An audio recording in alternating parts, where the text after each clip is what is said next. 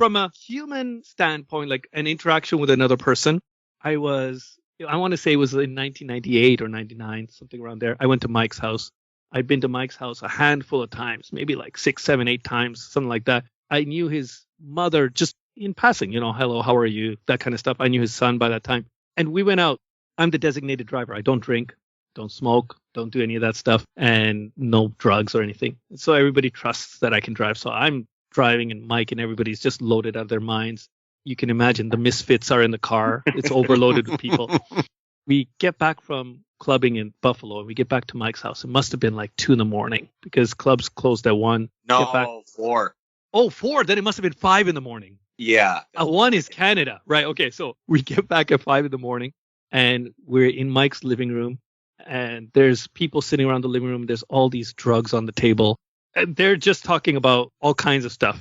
One guy starts doing coke. I don't know if you were too drunk to remember, Mike, but this guy did coke on the in the kitchen on that dining table, a small circular table.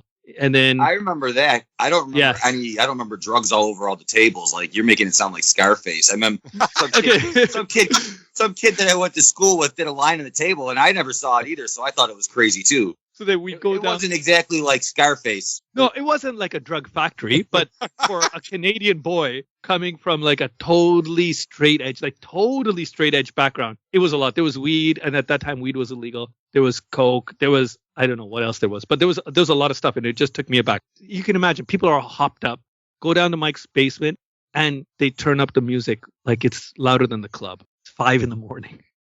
So I'm sitting on Mike's bed, and they're playing music, and I know Mike's drunk. Everybody else is kind of affected some way or another. And all you hear is Mike's mom start screaming from upstairs. How dare you? And so she comes down the stairs, and she's livid. And I've had lots of interactions with her, and I don't remember her swearing that much, but she comes down the stairs, and she goes, "You motherfuckers." She's like so pissed. Some of us have to work in the morning. Don't you have any respect? And so Mike is like blowing it off. He's like, well, whatever, right? He's like, okay. And then she goes, "Get the out of my house." I'm the only one who's totally sober. So I get up from the bed, and I start walking towards the stairs to go upstairs, right? Like, as soon as I get up, I start walking towards her. She goes, "What the are you doing?" She goes, "You're the only one who's going to stay. Everybody else, get the out."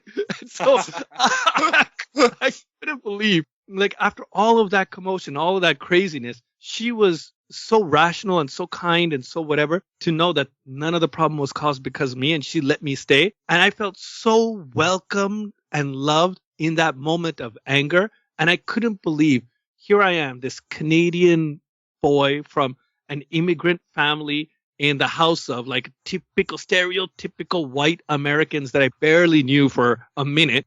And their parent, like his mom, openly accepted me with loving, like in such a loving way. It really made me feel welcome, but I couldn't believe it was happening.